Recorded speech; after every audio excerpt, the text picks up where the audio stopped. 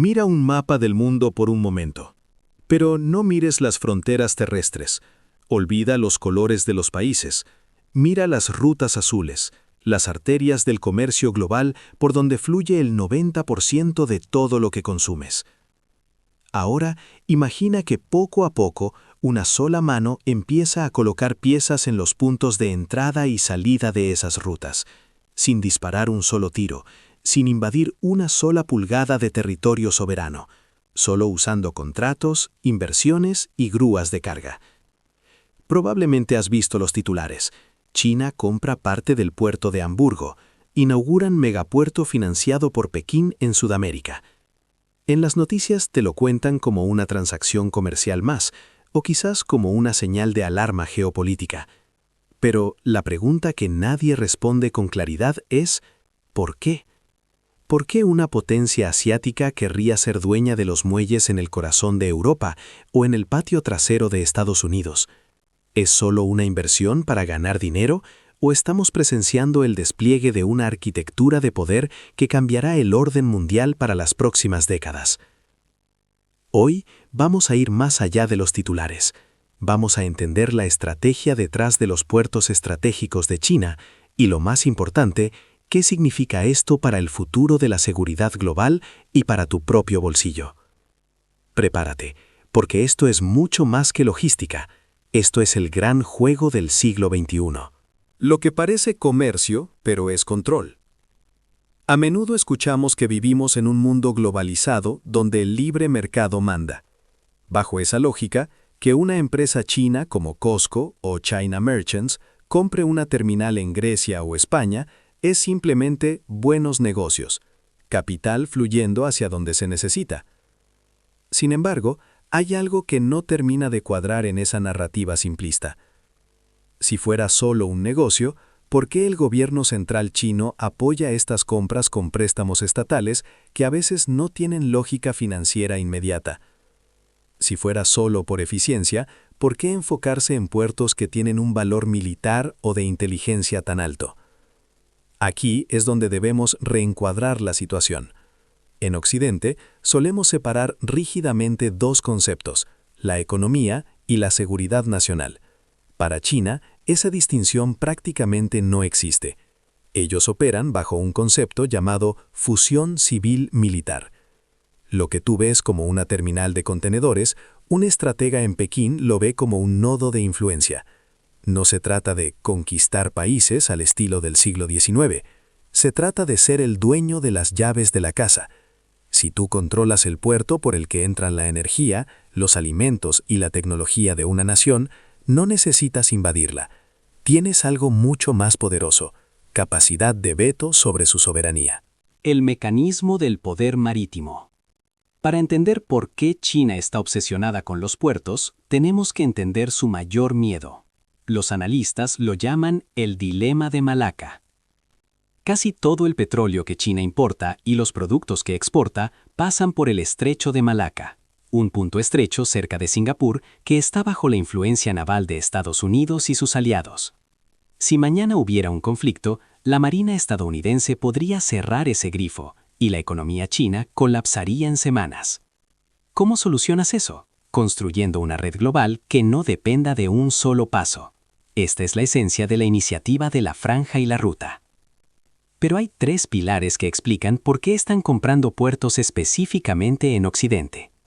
1. La logística como arma de datos. Hoy en día, un puerto no es solo cemento y barcos, es información.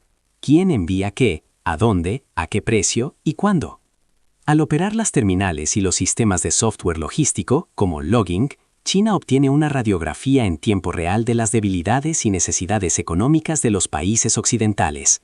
La información es el petróleo del futuro, y China está instalando los sensores en los jardines de sus competidores. 2. La geografía del estrangulamiento. Si miras las adquisiciones chinas, verás un patrón. No compran puertos al azar. Compran en el Mediterráneo, la Puerta de Europa, en el Canal de Panamá y en el Estrecho de Hormuz. Están posicionando sus piezas en los choke points o puntos de estrangulamiento del mundo. 3. El caballo de Troya de la infraestructura crítica. Cuando una empresa estatal china posee el 35% de una terminal en Hamburgo, tiene voz y voto en las decisiones de infraestructura de Alemania. Eso genera dependencia. Si el país anfitrión decide tomar una postura política que a Pekín no le gusta, la amenaza silenciosa siempre está ahí. Podríamos desviar el tráfico de barcos a otro puerto o ralentizar las inversiones. Es diplomacia coercitiva disfrazada de balance contable. Los movimientos en el tablero de ajedrez. Pensemos en esto como una partida de ajedrez a muy largo plazo. Mientras Occidente suele pensar en ciclos electorales de 4 años, China planifica a 30 o 50 años. El movimiento en Europa, el Pireo como modelo. Hace una década, Grecia estaba en una crisis económica brutal. Nadie quería invertir. China llegó con un cheque en la mano y compró el puerto del Pireo. Hoy es uno de los puertos más importantes del Mediterráneo. Para Grecia fue un salvavidas, pero para China fue la creación de la cabeza de dragón en Europa. Ahora, desde ahí, controlan la entrada de mercancías hacia los Balcanes y Europa Central. El movimiento en América Latina, el puerto de Chancay. En Perú se ha construido el megapuerto de Chancay. Es la primera gran entrada directa desde Asia a Sudamérica que puede recibir barcos gigantes. Esto cambia el tablero por completo. Sudamérica ahora tiene una vía directa hacia China que no tiene que pasar por puertos controlados por Estados Unidos. Es un movimiento maestro para desplazar la influencia económica estadounidense en su propia región. ¿Qué podría pasar después? Los escenarios futuros. Hay 2 escenarios que los estrategas están vigilando de cerca.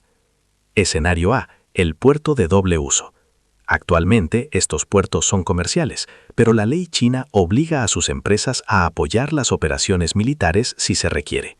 En un escenario de tensión, ¿podrían los buques de la Armada china reabastecerse en puertos de la OTAN porque una empresa china es la dueña del muelle? Es una zona gris legal que genera pesadillas en el Pentágono. Escenario B, el desacoplamiento logístico. Si las tensiones crecen, China podría crear un sistema de comercio paralelo. Un ecosistema donde sus barcos, sus puertos, su moneda, el yuan digital y su tecnología logística operen de forma independiente del sistema liderado por el dólar. Advertencias: la complejidad de la incertidumbre. Ahora es importante mantener la cabeza fría y no caer en el alarmismo puro. Hay matices que debemos considerar para no interpretar mal la situación. Primero, no todas las inversiones chinas han sido exitosas.